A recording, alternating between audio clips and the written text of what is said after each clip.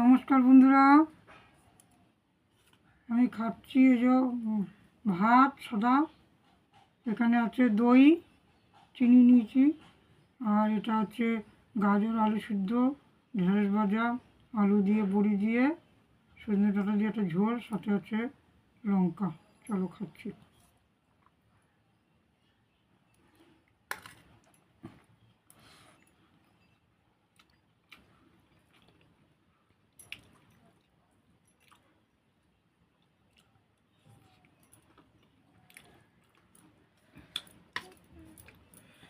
চলো বন্ধুরা, দই ভাত খেয়ে নিয়ে ঝাল লাগছে।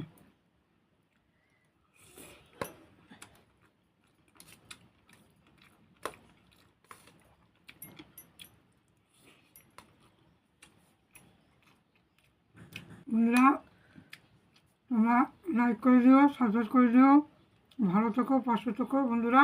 টাটা।